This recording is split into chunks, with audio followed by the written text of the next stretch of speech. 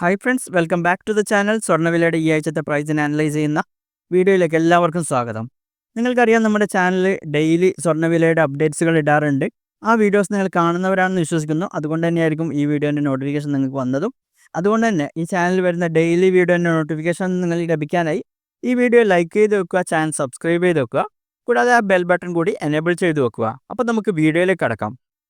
ഈ ആഴ്ച തുടക്കത്തിൽ, അതായത് 10-ാം തീയതി പ്രൈസ് സ്റ്റാർട്ട് ചെയ്തത് 63,840 ഒരു പവൻ്റെ റേറ്റ്. ഇനി ഫെബ്രുവരി 11 രാവിലെ ആകുമ്പോഴേക്കും 64,480 അത് വർദ്ധിച്ചിട്ടുണ്ട്. അത് ഈ മാസത്തെ ഏറ്റവും വലിയ പ്രൈസായിരുന്നു. പക്ഷെ അന്ന് തന്നെ വൈകുന്നേരം ആകുമ്പോൾ ചെറിയ രീതിയിൽ പ്രൈസ് താഴെ പോയിട്ടുണ്ട്. 64,080 പിന്നീട് 12-ാം തീയതി പ്രൈസ് പിന്നെയും താഴോട്ട് പോകുന്നതാണ് കണ്ടത്. 63,520 ആയിട്ടുണ്ട്. ഇനി ഫെബ്രുവരി 13 വീണ്ടും ചെറിയൊരു ഉയർച്ച കാണാൻ പറ്റി. 63,840 ഫെബ്രുവരി 14 ഗോൾഡ് വില വലിയ മാറ്റമില്ലായിരുന്നു, ചെറിയൊരു രീതിയിൽ വർദ്ധിച്ച് 63,920 ഇനി ഇന്ന് ഫെബ്രുവരി 15-ാം തീയതി സ്വർണത്തിൻ്റെ വില 63,120 നല്ലൊരു രീതിയിൽ കുറഞ്ഞിട്ടുണ്ട് സ്വർണത്തിൻ്റെ വില. നിങ്ങൾക്ക് ഈ ചാർട്ടിൽ അതിൻ്റെ ഡീറ്റെയിൽസ് മൊത്തം നിങ്ങൾക്ക് കാണാൻ പറ്റുന്നതാണ്. അതുകൂടാതെ നമ്മുടെ ഡെയിലി പ്രൈസും റീൽസായിട്ട് ഇടാറുണ്ട്.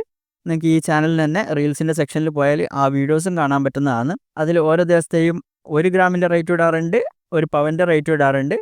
അപ്പോൾ നിങ്ങൾക്ക് അതിൽ അന്നന്നത്തെ പ്രൈസിൻ്റെ ഫ്ലക്ച്വേഷൻസ് ശരിക്കും മനസ്സിലാക്കാൻ സാധിക്കുന്നതാണ് ആ വീഡിയോ കാണുന്നവരാണെങ്കിൽ.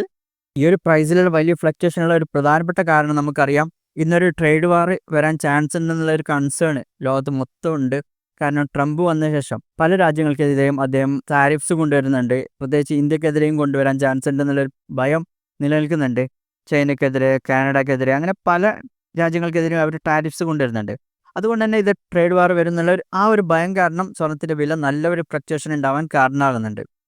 അപ്പോൾ ഇങ്ങനെയുള്ള പ്രശ്നങ്ങൾ വരുമ്പോൾ സാധാരണ രീതിയിൽ ഇൻവെസ്റ്റേഴ്സ് ഒരു സേഫ് ഇൻവെസ്റ്റ്മെൻ്റ് ആയിട്ട് കരുതാറുള്ള സ്വർണ്ണമാണ്. അതുകൊണ്ട് തന്നെ ആൾക്കാർ സ്വർണ്ണത്തിലേക്കുള്ള ഇൻവെസ്റ്റ്മെൻറ്റ് കൂട്ടും. അതുകൊണ്ട് തന്നെ സ്വർണത്തിൻ്റെ വില കൂടും. അതായത് ഡിമാൻഡ് കൂടുമ്പോൾ സ്വാഭാവികമായിട്ട് സ്വർണത്തിൻ്റെ വില വർദ്ധിക്കും.